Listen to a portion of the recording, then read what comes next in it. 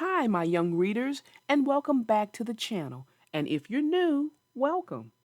We have a great story lined up for you, and I'm hoping that you enjoy it because this one is near and dear to my heart. So stay tuned.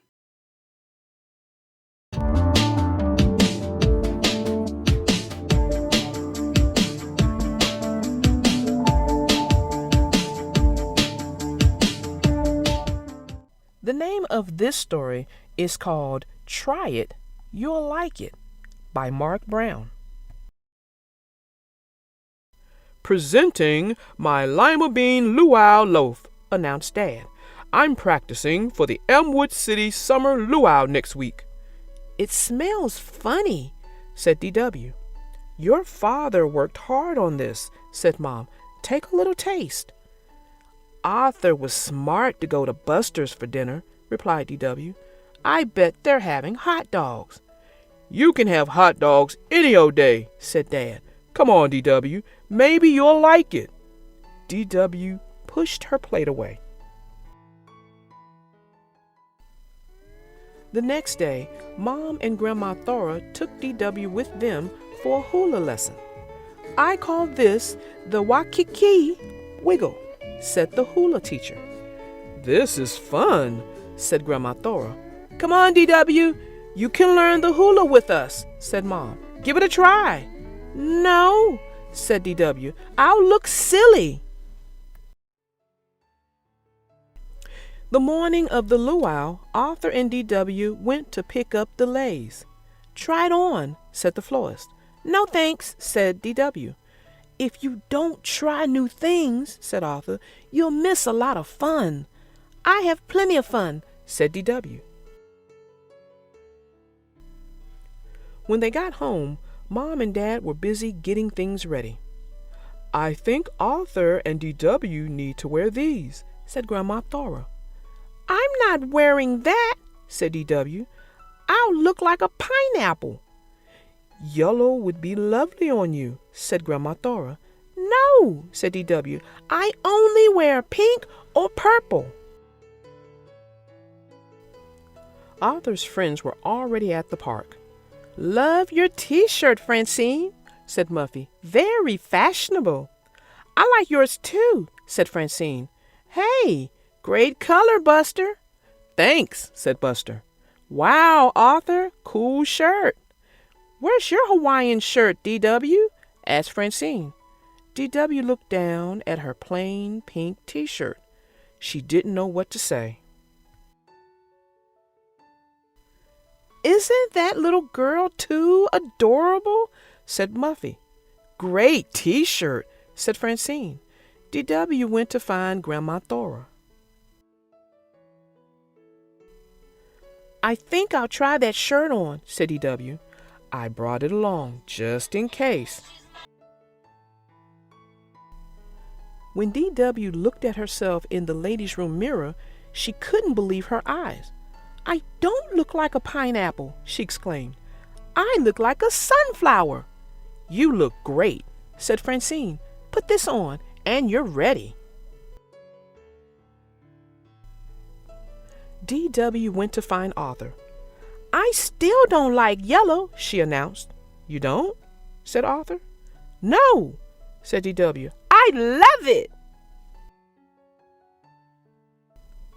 Just then, a ukulele began to play. Arthur, watch me win the hula contest, said Francine. You need grace and beauty to do the hula, said Muffy. That's why I will win. Try it, DW, said Arthur. I don't think so, said DW. Suddenly, DW felt something tickle her. The butterfly thinks I'm a sunflower, she said. The butterfly liked her lei and flapped its wings against her neck. That tickles, DW laughed. It tickled so much it made her wiggle.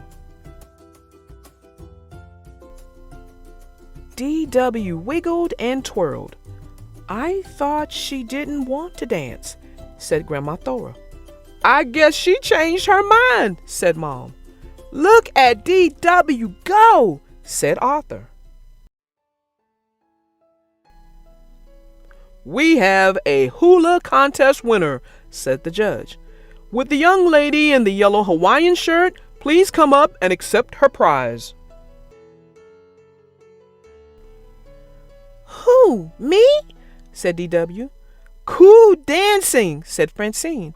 What do you call that great step? Asked Muffy. I call it the butterfly, D.W. said proudly. After the hula contest, everyone lined up for the luau buffet. What is that? Asked Arthur. My pineapple mashed potatoes, said Dad. Try some. No way, said Arthur. I pass, said Francine. Vomitrosis, whispered Muffy. D.W. took a big spoonful. These are delicious, said D.W. You guys should try them. Well, that ends our story, and I hope you got something out of it because, like I told you in the beginning, this one is near and dear to my heart. You know, I heard you say that in the beginning of the story, but could you tell us why? I sure can. That picky eater that D.W. kind of portrays in this particular story, well, that used to be me when I was a kid. Oh, wow. And for the most part, it still is me. I never knew that about you. I've never noticed that. Well, you probably wouldn't notice it unless you were really paying attention. Okay, give me an example of you being picky now. Okay. I don't like condiments of any type. And I mean stuff like ketchup, mustard, relish, none of that. When I'm having a burger or hot dog, there's nothing on it. It's just the meat, maybe cheese, and the bread, nothing else. Wow, you really are picky. Well, I have been told that I have an underdeveloped taste palate.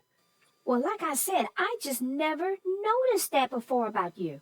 Well, that's okay, because it would be weird if I caught you staring at me while I'm eating. Well, it's just interesting to know this about you. Well, I can definitely say I have gotten better. I eat things I eat now that I didn't eat before. Like when I was a kid, I didn't eat pizza.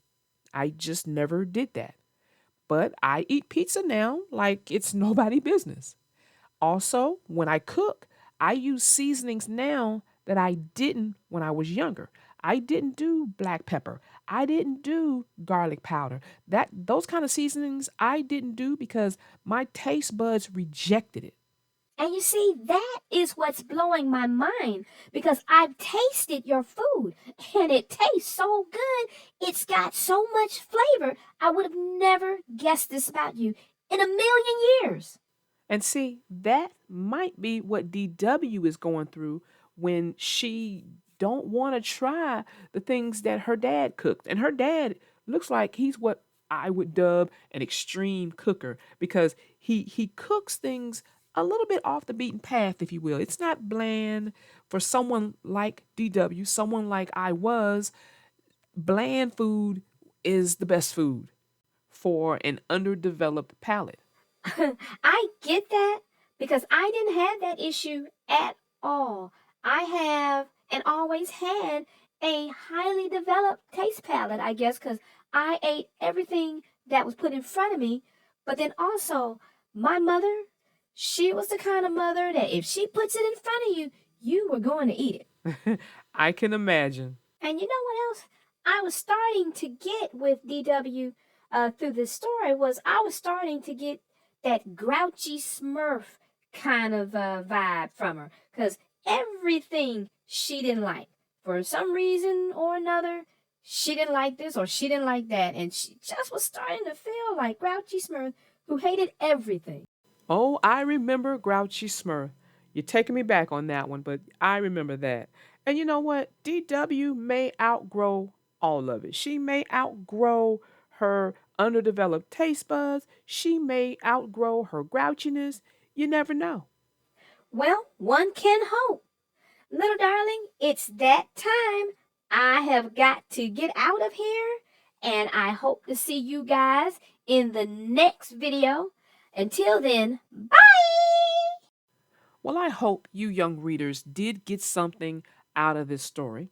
And that's what we try to do every time we bring a story to you, is that we get you some type of gold little nugget that you can pull out of the story. Okay, guys, well, until next time, I am your little darling narrator, out.